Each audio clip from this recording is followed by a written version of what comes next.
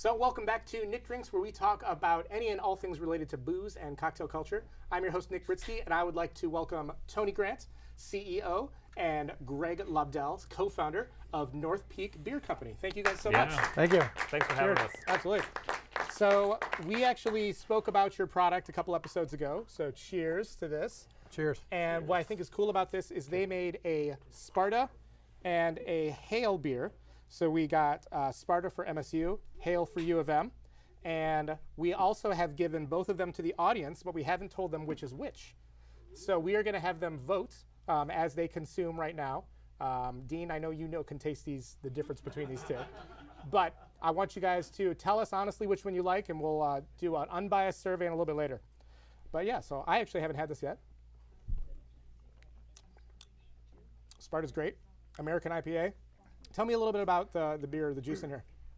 So Sparta's, as Spartans are, big, strong, bold IPA. All hops. So it's got Citra, Simcoe, Cascade, Summit, and Amarillo. And it's dry hop. There's a ton of hops in the beer. Wow. But it's meant to be a big American IPA. You get a lot of citrusy notes to it, a little bit of pine.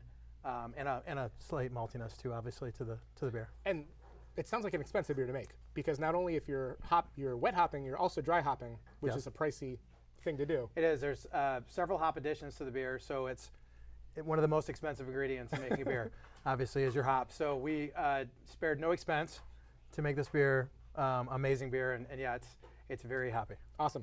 All right, so then we move to Hail. This is an American Pale Ale. That's great too.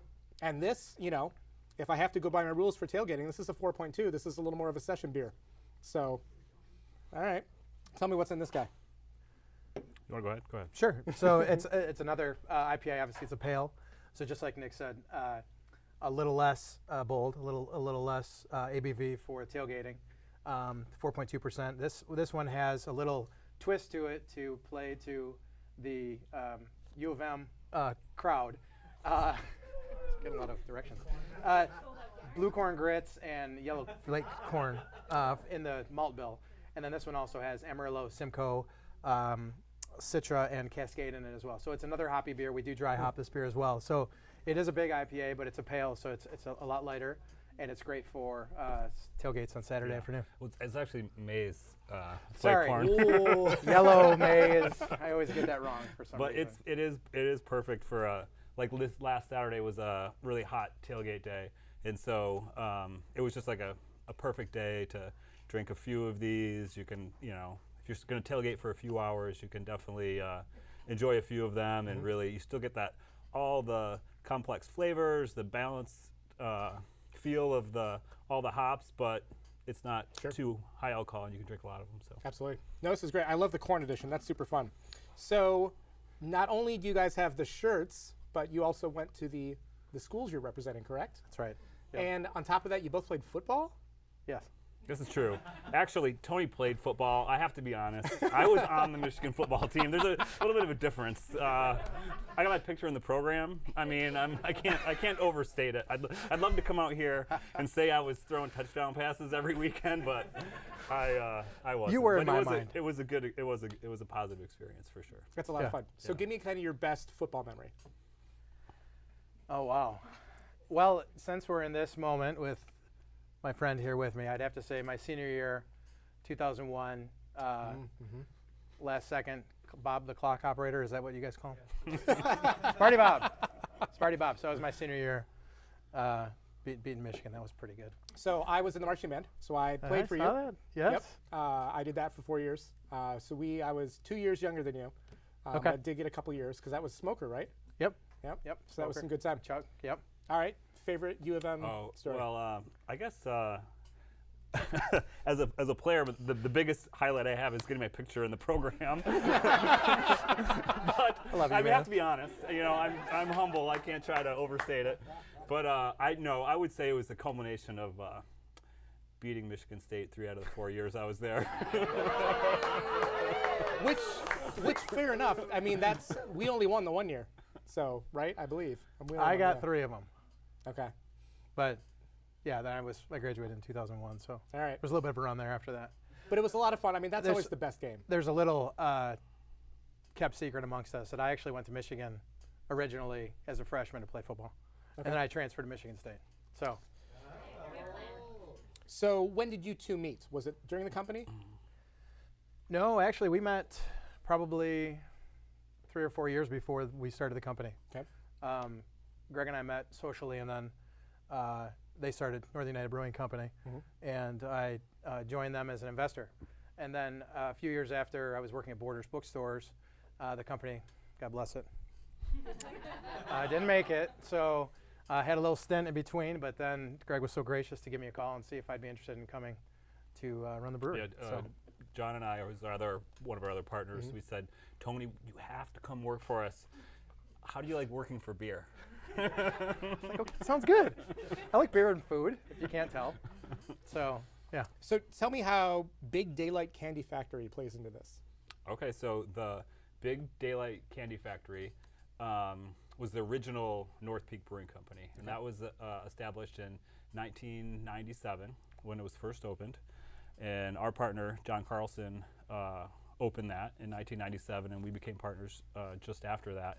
But originally that building was built in 1899. It was by the Straub brothers, and it was a candy factory and has a long history there. So it seemed like the perfect location for a brewery, and it was one of the first microbreweries in northern Michigan. That's fun. And I feel like the history stories like that are great. Journeyman has a similar story where they were like a whale boning corset factory. So to take that amazing history and then keep moving it on with something new that would probably shock and awe some of the original owners, I think would be hilarious. So what was the first beer when you guys opened in 97? The first beer, I think, was a Steelhead Red. Okay. So kind of like your amber then. Yeah. Okay. It was a lot Nice. like the Siren Amber. And so we have continued to brew a lot of the same beers. Diabolical IPA is our most popular beer. And Hey, all right.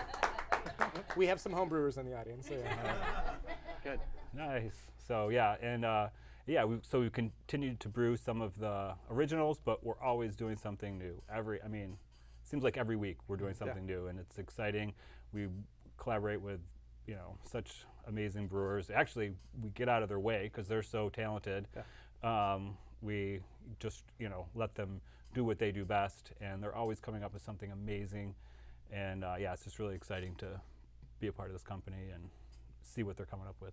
So collaboration-wise, you guys, and I could have bad info, there's a relationship to Jolly Pumpkin and Leelanau? Ish? Yep. Yes? Yes. Okay. Is there a collaboration from kind of a juice standpoint? Or Yeah. Okay. So Jolly Pumpkin and North Peak are both brewed by the same team. Okay. North Peak is our non-sour, our clean brewery, and Jolly Pumpkin is our sour brewery. Okay. And Charles at Leelanau is one of our brothers, and so we've brewed Leelanau Brewing Company's beer on the wild side since its founding. So And those are some funky beers. yes, we don't fake the funk, and most people tell us we're absolutely nuts for putting the two breweries in one building together, but we've duct taped and stuck gum in all sorts of holes to make sure nothing gets to the other side. So That's very cool. We're very fortunate to have such a broad spectrum of creative beer people, and North Peak benefits from that tremendously, and Jolly Pumpkin obviously benefits from that tremendously too. So yeah. Talk about why. So we're drinking cans, which is interesting. Yes. But I feel like the main line has the kind of the stubbies. What Yes. was kind of the thought with selecting that? Well, we've always wanted to have cans, and so this is really exciting for us. This is our we just came out with our canned beer this August, so it's very new for us. But just because you have in our mind, amazing craft beer, and we've had it in the bottle for a long time, and we've got our signature stubby. But when you're out boating, fishing, you're on the golf course, you're tailgating, there's so many places where you really want to have your beer in the can, and so it was important for us. It was kind of always like on the list. We really want to get it in cans, and so we're really fortunate now to be able to offer it in cans, and that's really exciting news for us this fall. So I've noticed you've started to expand outside of Michigan, and you started with Columbus first.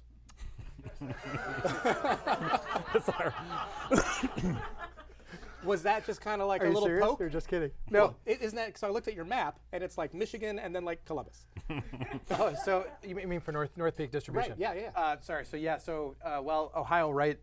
I mean, it's It's right there. a stone's throw Yep, away, yep. right? And there's a lot of beer drinking people in Ohio, and it's interesting because up till about maybe 3-4 years ago, there really weren't a lot of breweries in Ohio, and now it's it's exploded. But Ohio was the first out of Michigan territory that North Peak was distributed in. And it's been a great state for us. And there was a lack of great beer, so it made perfect sense to be there next. Just turn the knife. Yep. That's something we can all agree on, right? Yeah, cheers to that. Cheers. Yeah. Hey. All right. So tell me, what's the next flavor? What's the next thing you guys are going after? Well, that's actually tough for me to say because the guys are literally coming up with new stuff every day. Wow. I can tell you the next beer that will come out. So we've got our Up North series. Dweller is a big white IPA, and that's going to come out this next week, actually. And Hoodoo, which is a beer that we've done for a long time. It's part of this Up North series, which is a higher ABV, higher octane beer. Hoodoo is a wet hop, fresh hop IPA. Those will both come out here in the next couple weeks. So those will be canned as well. And then after that, we're actually going to bring back our Stormy beer for the first time back in package. So that's going to be canned sometime in October. Wow. Yep. And then the lead up, we actually have a pretty big surprise from the Jolly Pumpkin side. I can't talk about it though. But there's something pretty cool coming out here in a couple weeks at our Zwanzi Day event, which is going to take place September 28th, I think, this Saturday, Soon, 29th. Yep. That's a great festival for everybody. We'll have about 50 breweries that aren't in the state of Michigan. You can't get their beer in Michigan. They're close friends of ours. North Peak will be prominently involved, Jolly Pumpkin, and many other really great breweries. And Cantillon, the keg of Cantillon will be tapped at the event too, but we'll also have a special surprise from Jolly Pumpkin coming out then. You'll start hearing a little bit about it pretty soon. So. Well, very good. So are you guys up for a little game? Absolutely. Yeah, sounds great. Okay, we got 1.5 votes. All right. So before we do that, so audience, who liked number 1 better? Ooh, who liked number 2 better? All right, Shelly, what was number 2? Number 2 was Hail. Hail won. Oh. All right. So unbiased here, even though I'm wearing green and white. So what I have is I have a U of M question and an MSU question. And I think just for easiness, we'll go MSU U of M, just to not completely blow you guys out of the water. And then if we do tie, we're going to have a little lightning round. So let's start with MSU. Can you tell me the title of the fight song? On the Banks of the Red Cedar. Victory for MSU, but you're close. Okay. All right. Can you name the U of M fight song? Yeah, hail to the victors. The victors. All right. We'll take it. All right. So how do we got 1 score on the board? Have we? Oh, it worked. Look at that. All right. What was the original nickname of MSU for the mascot? The mascot? Yeah. Sparta. Okay. The Aggies. Oh, the Aggies. That's it, Okay. yeah. U of M. You are known as the faux Ivy League kind of nickname. What do you got for that? Oh, the Yep. the Harvard of the Midwest. Yep. All right. Man. Okay. MSU. Okay. Who of We these should famous switch. people did not graduate from MSU? Kirk Gibson, Kristen Bell, Dan Gilbert, or Magic Johnson? Did not graduate. Yeah, or not even go. Oh. Crystal Bell. That's correct. All right. Got one. All right. I'm U of M. done. Who did not graduate or go to U of M? Madonna, James Earl Jones, Burt Reynolds, or Tom Brady? Burt Reynolds. Okay. A little bit of a hint there. I feel like I'm being a little bit bonus. All right. Okay. MSU. Which Godfather actor played football at MSU? No clue. James Caan. James Caan. Can I put a friend? Yeah. Which president played U of M football? Gerald Ford. That's correct. What was the first year MSU went to the Rose Bowl? Oh man, 87. 54. That's what I meant. 54. What was the first year U of M went to the Rose Bowl? I'll go with C Bob. 52. 1902. I All right, should know that. they're getting progressively harder. Right. Yeah, that's all we need. What year was MSU founded? 1855. Thanks, Dean. And when was U of M founded? 1837?